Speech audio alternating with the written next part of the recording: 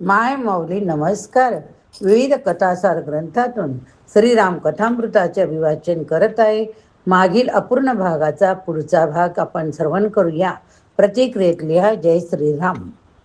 भाग 57. यस्मान् द्वेष्टि सकाम माम द्वेष्टि यस्तान अनुस माम अनु. जो त्यांचा प्रेमी तो माझा प्रेमी, जो त्यांचा शत्रू तो माझा शत्रू. महाभारतात भगवंताच्या तोंडी हे वाक्य. इतका दृढ संबंध प्रभूचा आणि आपला हा दृढ संबंध कळला की मग प्रेम उद्विग्न होते. एकदा प्रेम उद्दीप्त झाले की मग मन आपोआप लागते. मन लागावे लागत नाही, त्या देवात गोडी निर्माण होते. भगवंत माझे, ते श्रेष्ठ आहेत, ते मान आहेत असे वाटू लागते. एकदा कथा ऐकली की थोडेसे घडते. दुसऱ्यांदा तीच कथा ऐकली की आणखी घडते. म्हणून आश्चर्याची गोष्ट ही आहे की लोक सतत कथा ऐकत राहतात. अन्य कथा लोक 2-3दा ऐकतात आणि सोडून देतात. पण भगवंताची ही उत्तमोत्तम कथा साधक आणि विद्वान लोक पुन्हा पुन्हा ऐकत राहतात. त्यामध्ये मग्न होऊन जातात. त्याबद्दल वाचत राहतात, लोकांना सांगत राहतात. जे कुठल्याही ध्यानाने घडत नाही ते कथेमुळे घडते. वस्तुतः कथा ही भाव समाधी आहे. म्हणून तर भगवान शुक्राचार्यांनी परीक्षितापुढे अनेक प्रश्न निर्माण केले. सगळ्या ऋषींनी अनेक उपाय सांगितले, पण भगवान शुक्राचार्यांनी हे सर्व उपाय दूर सारले. ते म्हणाले, राजा, तू हे सर्व करण्याची काही गरज नाही. तू फक्त भगवंताची कथा ऐक. रामकृष्ण कथा हेची वाट असे सगळे संत म्हणतात. कथा श्रवणाने भगवान शुक्राचार्याचे घर सुटले. त्यांनी प्रपंच पाहिलाच नाही. अंगावर एकही वस्त्र नाही. त्यांचे सगळे सुटले, पण भगवंताची कथा नाही सुटली. निर्गुण तत्वामध्ये निष्ठावान असलेल्या शुकदेवांना भगवंताच्या त्या सगुण रूपाने वेड लावले. गृहीत चेता राजसी आख्यानम यदधितवान. साधक पुन्हा पुन्हा एखादी कथा ऐकतात तेव्हा तर कटी लोकांना असे वाटते की हे वेडेच आहेत. त्यांना वाटते की तीच कथा पुन्हा पुन्हा का ऐकायची. या मंडळींना अजूनही गोष्ट कळली नाही की कथेमध्ये माध्यम नाही, श्रवणासारखे साधन नाही. मंडपात आपण कथा ऐकतो, त्याऐवजी सगळ्यांच्या हातात एक जपमाळ दिली आणि 3 तास जप करायला सांगितला तर अर्ध्या तासाचा आत अर्धा मंडप रिकामा होईल. कित्येकांना तहान लागेल. पण कथेचे हे महात्म्य आहे की माणसे 3-3 तास वेड्यासारखी बसून राहतात. त्यांना तहान लागत नाही, भूक लागत नाही, उठून जायचं वाटत नाही. कथा माणसाच्या अंतःकरणाला हात घालते. कथा पुढे काय आपल्याला उत्सुकता दाखवते. कथा प्रेम उद्दीप्त करते. कथा चित्त वितळवते, त्यावर भगवंताचा एक ठसा उमटवते. पहिल्यांदा हा ठसा पुसट उमटतो, कारण आपले चित्तच कमी वितळते. कारण हे चित्त फार फार जन्मापासून असेच गणंग आहे. रात्री चणे भिजवून सकाळी पहाटे नरम झालेले असतात. त्यात 1-2 चणे असे असतात की ते अजिबात नरम झालेले नसतात. त्यांना गणंग असे म्हणतात. जे श्रोते नरम होत नाहीत, भिजत नाहीत, ते गणंग समजावेत. अर्थात चण्यातील गणंग कधीच द्रवीभूत होत नाहीत, पण माणसामधील गणंग कथा ऐकता ऐकता द्रवीभूत होतो. एकदा भगवंताचा रस प्राप्त झाल्यावर तो भक्त भगवंतात अधिकाधिक मग्न होत जातो. एखादी पाण्याची टाकी भरायला सुरुवात आपण करतो, पण ती थोड्या वेळाने भरते आणि ओव्हरफ्लो होते. इतक्या नद्या हरनिश रात्रंदिवस हजारोच्या संख्येने सागरात प्रवेश करतात, पण सागराकडून कधीतरी तक्रार आली का? भगवंताची कथा ऐकताना भगवंताचे कान सागरासारखे होतात. कथा ऐकताना किती ऐकू येते असे वाटून ते सतत ऐकत राहतात. त्यांच्या अंतरंगात परमात्मा नृत्य करतो. म्हणून कथेसारखे साधन नाही. आता कथेचा बाजार झाला तर ते दुर्दैव. विशुद्ध साधन म्हणून कथा सर्वश्रेष्ठ आहे. ज्या ठिकाणी ग्राम्य चर्चा होते तो भगवंत कथा नाही. ज्या ठिकाणी स्त्रियांची, धनाची, नास्तिकाची, वैऱ्याची चर्चा होते तो कथा नाही. कथा असवण्याकरता किंवा विनोद म्हणून नाही. कथेचा मूळ रस हास्य रस नसून शांत रस किंवा करुण रस आहे. माऊलींना शांत रस अतिशय प्रिय. जगात सगळीकडे शृंगाराचे वैभव आहे, पण माऊलींनी पैजेवर सांगितले की भगवंताच्या कथेचा हा शांत रस शृंगाराच्या माथ्यावर पाय ठेवणार आहे. म्हणून कथेमध्ये हलके फुलके विनोद, टिवल्या भावल्या नसाव्यात. कथेत राजकीय विषय नसावेत. कथेत केवळ भगवंताचे, संतांचे आणि माझ्या जीवनाच्या विकासाचे चिंतन असावे. हनुमंतांना भगवंताच्या कथेची किती गोडी आहे ते भगवंताला सांगतात, तेव्हा मला एकच वर दे. जोपर्यंत तुझी कथा या भूमंडळावर चालेल तोपर्यंत प्रत्येक ठिकाणी मी ती कथा ऐकावी. हनुमंतांना रामकथा अत्यंत प्रिय आहे. ज्या ज्या ठिकाणी रामकथेचा आरंभ त्या त्या ठिकाणी आपण लोकांना निमंत्रण देतो. मात्र हनुमंताला निमंत्रणाची आवश्यकता नाही. जेथे रामकथा चालू आहे तेथे हनुमंत येतात आणि उभे राहतात. लोक बसून रामकथा ऐकतात, हनुमंत उभे राहून ऐकतात. यत्र यत्र रघुनाथ कीर्तनम तत्र तत्र कृतमस्तका जलिम बापवारी परिपूर्ण लोचनम मारुती नमत राक्षसांतकम. राक्षसांना दुर्दांत काळासारखा वाटणारा तो अत्यंत भीषण रुद्रावतार हनुमान पंजो जेव्हा रामाची कथा ऐकतो तेव्हा त्याच्या नेत्रातून आसवांच्या धारा वाहतात. खरोखर ज्यावेळेस मी सुद्धा माझा अनुभव सांगते की मी हे रामायण वाचायला घेतलं पुस्तक, तर आमच्या घरी बरेच वेळा माकड येऊन कथा ऐकण्याचा गोड आस्वाद घेतला. रामाची कथा ऐकतो तेव्हा त्यांच्या नेत्रातून आसवांच्या धारा वाहतात. अशी गोड कथा करून आहे. हनुमंताचे हृदय अत्यंत कोमल आहे. राम म्हटले की हनुमंताच्या हृदयाचे पाणी पाणी होते. जो निरंतर भगवत कथा श्रवण करतो त्याच्या अंतःकरणात भगवंताला येऊन राहावेसे वाटते. गोस्वामी दर्शन महात्म्य सांगताना म्हणतात, लोचन चातक जीन की करी राखे. म्हणजे ज्याचे नेत्र चातकासारखे आसुसलेले आहेत, कुणाकरिता तर भगवंता करता. मला पंढरपूरचे ते वारकरी नेहमी आठवतात. कोसळत्या पावसात ते 24 36 तास उभे राहतात. त्यांना विठ्ठलाचे रूप डोळ्यात साठवायचे असते, त्यांना विठ्ठलाचे दर्शन घ्यायचे असते. किती वेळा विठ्ठलाचे दर्शन घेतले तरी त्यांचे मन भरत नाही. आपल्या प्रिय व्यक्तीला पुन्हा पुन्हा बघावेसे वाटते. आई आपल्या छोट्याशा मुलाला किती वेळा बघते, त्याच्या डोक्यावरून गालावरून किती वेळा हात फिरवते, कारण तो तिच्या पोटचा गोळा आहे. भक्ताच्या दृष्टीने तर पांडुरंग जीवीचा जिवलग किंवा प्राणांचा प्राण आहे. सगुणाचे प्रेम हवे. चला तर आपण श्रवण करूया. सगुणाचे प्रेम हवे. संध्याकाळच्या वेळेला त्या गोपी आपल्या दारात येऊन उभ्या राहत. काही जणी गच्चीवर उभे राहत. थोड्या वेळाने श्याम सुंदर घरी येईल त्याला पाहण्यासाठी त्या चातकासारख्या आसुसलेल्या आहेत. शुकाचार्यांनी वर्णन केले आहे. मी सुद्धा हे पुस्तक वाचताना, कथा वाचताना पुढे काय वाट पाहत बसते. त्या प्रभूंचे दर्शन घेताना एक क्षणभर डोळे मिटले किंवा पापण्या लवल्या तर त्या गोपींना पापण्यांचा राग येईल. त्यांना वाटे की त्या ब्रह्मदेवाला काही काम नव्हते का, त्याने त्या पापण्या कशासाठी बनवल्या. तितका वेळसुद्धा श्रीकृष्णाचा गोड देह आमच्या नेत्रापासून दूर जावा असे वाटत नाही. भक्तीच्या 11 आसक्ती आहेत. किती? 11. त्यामध्ये रूपासक्ती आहे. रूपासक्ती शिकलेल्या लोकांना कळत नाही. पती पत्नी पंढरपूरला जातात. सकाळी दर्शन घेतले की त्यांना दुपारी पुन्हा दर्शन घ्यायचे वाटते. पुन्हा पुन्हा पांडुरंगाचे तेच रूप पाहायचे वाटते. एकदा तिरुपतीला माझी कथा होती. तेव्हा लोक येऊन सांगत, महाराज आज मी 7 वेळा दर्शन घेतले, आज मी 11 वेळा दर्शन घेतले. प्रभूचे रूपच असे आहे की त्याच्याकडे निरंतर बघत राहायचं वाटते. पांडुरंगाकडे पाहून ज्या दिवशी मन भरले असेल वाटेल त्या दिवशी समजा की तुम्हाला भक्ती कळलीच नाही. पांडुरंगाची प्रशांत मुद्रा किती दुर्लभ आहे. योग पीठे तटे भीमरत्या वरम पुंडरीकाय दातुं मुनेन्द्रे समागत्य तिष्ठन्तमानन्दकन्दं परब्रह्मलिंगम भजे पांडुरंगम. म्हणून संत म्हणतात, चुकून सुद्धा पंढरपूरला जाऊ नका. हा पंढरपूरचा विठोबा फार लबाड आहे. एकदा त्याने तुमचे मन चोरून घेतले की तुम्ही तुमचा संसार कामातून गेल्याचे समजा.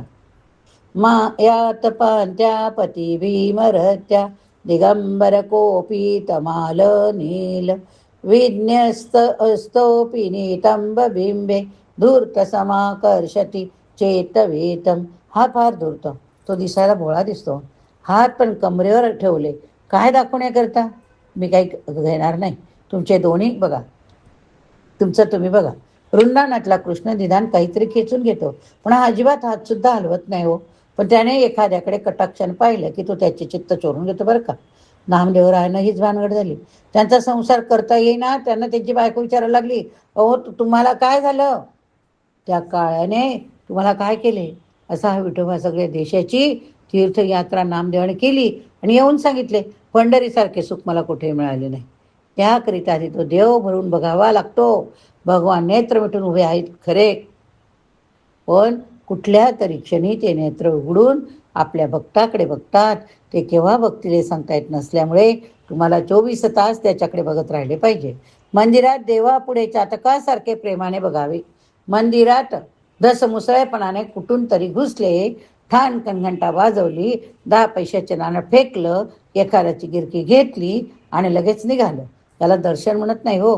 चातकाच्या नेत्रात तहान आहे, तशी तहान आपल्या डोळ्यात असावी. त्या गोपी वर्णन करतात, अगं सखींनो बघा बघा, त्या हरिणी किती असुसलेल्या डोळ्यांनी कृष्णाकडे बघत आहेत. त्यांच्या नेत्रातून आसवांच्या धारा वाहत आहेत. प्रेमाने भगवंताचे दर्शन घेणे ही एक पूजनच आहे. हे जेव्हा कळेल, भक्ती कळेल, आपल्याला प्रेमाची तहानच नाही. आळंदीला गेल्यावर आपलं प्रेम उचंबळून येते का? साधकांचा मायबाप असलेला माझा ज्ञानोबा, माझी माऊली, माझे सर्वस्व तेथे बसले आहे. आपल्या नेत्रामध्ये प्राण साठतं का? कीर्तन महात्म्यात गोस्वामी म्हणता की भगवंताचे लीलागान करीत राहा. मानस सरोवरातील राजहंस जसा विहार करतात, तसे संत आपल्या जिव्हेने सतत भगवंताचे गुणगान करतात. तुम्ही सतत भगवंताबद्दल बोलत राहा, म्हणजे आपोआप चित्त शुद्ध होईल. त्या चित्तामध्ये भगवंत राहायला येतील. आपल्या घरामध्ये आलेली प्रत्येक वस्तू ही देवाची आहे अशी भावना हवी. आलेली प्रत्येक वस्तू भगवंताला अर्पण करून नंतर प्रसाद म्हणून स्वीकारली जावी. असे झाले म्हणजे आपल्या जीवनातील प्रत्येक वस्तू प्रसाद होऊन जाते. रोज आपल्या हाताने जो भगवंताची पूजा करेल, आपल्या चरणांनी भगवंताकरिता यात्रा करेल, त्याच्या अंतःकरणात, त्याच्या घरात भगवंत निवास करेल. भगवंताच्या कुठल्या तरी मंत्राचा जप रोज व्हावा. आपल्या घरात व्रत, वैकल्य, कर्मकांड, ब्राह्मण भोजन, तर्पण आदी गोष्टी अधूनमधून चालू राहाव्यात. या सगळ्यांनी जीवनाची शुद्धी होते. एवढे सगळे करून भगवंताजवळ काय मागावे? तर गोस्वामी म्हणतात, सब करी मागई एक फलू, रामचरण रती हो. भगवंता, मला भगवत प्रेम दे. माझ्या हृदयात तुझी भक्ती जागृत होऊ दे. जे आपल्या जीवनामध्ये काम, क्रोध आणि कपट यांचा त्याग करतात, सर्वांचे प्रिय आणि कल्याण इच्छितात, सर्वांची गोड बोलतात आणि निरंतर तुझ्याच आश्रयाला राहतात, हे रामा, तू त्यांच्या अंतःकरणात निवास कर. जननी समजानी परनारी, धनु पराव विषते विष भारी. परस्त्रीकडे बघताना ज्याची मातृदृष्टी असते आणि दुसऱ्याची संपदा ज्याला विषापेक्षा भयंकर वाटते, दुसऱ्याचे सुख बघून ज्याला आनंद होतो, दुसऱ्याची आपत्ती बघून ज्याला दुःख होते, जीवनातली सर्व नाती ज्याने तुमच्याशी जोडून ठेवली, हे रामा, त्यांचे अंतःकरण तुमचे निवासस्थान बनवा. अरण्यात मी कुठे राहू, असा प्रश्न प्रभूंनी महर्षी वाल्मिकांना विचारला होता. महर्षी वाल्मिकींनी जगातल्या सर्व साधकांच्या कल्याणाकरिता भगवंताच्या प्रश्नाचा सदुपयोग केला आणि कुठे कुठे भगवंताचा निवास होऊ शकतो हे आपणा सर्वांना सूचित केले. आपल्या हृदयात भगवंताने येऊन निवास करावा असे जर आपल्याला वाटत असेल, तर आपण आपल्या मनाची ठेवण कशी ठेवावी याचे सुंदर मार्गदर्शन या विवेचनाद्वारे साधकांना प्राप्त झाले आहे. वाल्मिकींनी दिलेल्या उत्तराचा साधकांनी साधनेचे आलंबन करून वापर करावा. आता बघूया चित्रकूट पर्वतावर प्रभूंचा निवास. डोळ्यापुढे चित्र जर आणलं वाचता ऐकताना, तर खरोखर एक आगळा वेगळा आनंद होतो. तो आनंद आपण अनुभवूया. प्रारंभी साधकांसाठी साधनेच्या पातळीवर महर्षी वाल्मिकींनी प्रभूंना त्यांच्या निवासाबद्दल विचारले. ते वर्णन गोस्वामी तुलसीदासांनी केलेले आहे. वाल्मिक रामायणात महर्षी वाल्मिकी व्यावहारिक स्तरावर रामांना उत्तर देतात. देवा, येथून जवळच चित्रकूट स्थान आहे. त्या चित्रकूट पर्वतावर आपण निवास करावा. महर्षी वाल्मिकीचा निरोप घेऊन प्रभू चित्रकूटला येऊन पोहोचतात. चित्रकूट हे अतिशय पवित्र आणि सुंदर स्थान पाहून भगवंत सुखावले. ऋषीमुनी तपस्व्याचा निवास, भगवती मंदाकिनीचे अद्भुत सृष्टी सौंदर्य त्या ठिकाणी आढळत होते. चित्रकूटला लक्ष्मण, निषाद राजगृह यांनी मिळून 2 सुंदर कुटी निर्माण केले आणि या कुटीरामध्ये आता भगवंताचा निवास होणार आहे. निषादराज गुहाने भगवंताला प्रणाम केला. प्रभूंनी आता गुहाला परत जाण्यास सांगितले. गुहाला सुद्धा शृंगवेरपूरला परतण्याची घाई होती, कारण सुमंताने गुहाला सांगून ठेवले होते, गुहा, भगवंताचा मुक्काम ज्या ठिकाणी होईल ते स्थान तू येऊन मला ताबडतोब कळव, कारण मी इथून परतल्यानंतर महाराज दशरथ मला सर्वात पहिला प्रश्न विचारतील की राम कुठे आहे. म्हणून गुहाला ठाऊक होते की एकदा शृंगवीरपूरला जाऊन तेथे थांबलेला सुमंत्रांना निरोप दिला पाहिजे. म्हणून भगवंताचा निरोप घेऊन निषादराज गुह निघाले. चित्रकूटाला जाताना भगवती जानकी सोबत होती, म्हणून सर्वांचा चालण्याचा वेग कमी होता. आता निषादराज गुह एकटा आहे, त्यात जो जातीवंत भिल्ल असल्याने काटकाने बलवान आहे. अतिशय वेगाने तो शृंगवेलपूरला येऊन पोहोचला. भगवंताने जरी सुमंत्राला लवकर जाण्यास सांगितले होते, तरी सुमंत्र शृंगवेरपूरलाच थांबून राहिले होते. निषादराज गुहाकडून रामासंबंधीची बातमी घेऊन मगच आपण अयोध्येला जावे असा त्यांनी विचार केला. वाटेत घडलेल्या सर्व घटना गुहाने सुमंत्रांना निवेदन केल्या आणि सुमंत्रांना त्वरित परत निघण्यास सांगितले. उदास आणि भकास अंतकरणाने सुमंत्र निघाले आहेत खरे, ते रथात बसले, पण वाटेल तितका प्रयत्न करूनही रथाचे घोडे चालेनात. रथाचे घोडे पुन्हा पुन्हा मागे बघत आहेत. प्रभूंना गंगा पार करताना त्यांनी ज्या ठिकाणी पाहिले होते त्याच ठिकाणाकडे घोड्यांची दृष्टी. जणू त्या घोड्यांचे मन क्रदन करीत आहे की रामाला घेऊन आम्ही आलो. आता रामाविना रथ कसा ओढून न्यावा. मुकी जनावर आहेत, त्यामुळे त्यांना बोलता येत नाही हो. आपल्या भावनांना नेत्रातील अश्रूंच्या रूपाने ते व्यक्त करीत आहेत. काय करावे कळेना. निषादराज गुहाने एक व्यवस्था केली. चारही घोड्यांना ओढण्याकरता 8 भिल्ल सोबत दिले. त्या भिल्लांनी घोड्यांना धरले, फरकटत न्यायला सुरुवात केली. तेव्हा तो रथ सुरू झाला. शृंगवेलपूरच्या लोकांनी सुमंत्रांना निरोप दिला. संध्याकाळच्या वेळेला सुमंत्र अयोध्येच्या जवळ येऊन पोहोचले. अयोध्या थोड्या अंतरावर होती. सुमंत्राने त्या सोबतच्या भिल्लांना सांगितले, आता तुम्ही इथून परत जा, कारण मी काही आता अयोध्येत प्रवेश करणार नाही. मी रात्री प्रवेश करीन. मी आता जर अयोध्येत प्रवेश केला तर हजारो लोक मला येथेच मध्येच गाठतील, प्रश्न विचारतील की राम कुठे. त्या गर्दीत मला राजमहालापर्यंत पोहोचता येणार नाही. लोकांना तरी मी काय उत्तर देणार. सगळा गोंधळ. म्हणून मी रात्रीच अयोध्येत प्रवेश करेन. भिल्लांना परत पाठवले. सुमंत्र रात्रीचा पहिला प्रहर सरल्यानंतर अयोध्येत प्रवेश करत आहे. आश्चर्याची गोष्ट म्हणजे अयोध्येच्या प्रवेशद्वाराजवळ हजारो तरुण बसलेले होते. सुमंत्राचा रथ अयोध्येच्या प्रवेशद्वाराजवळ येताना तेथे बसलेल्या तरुणांनी पाहिले.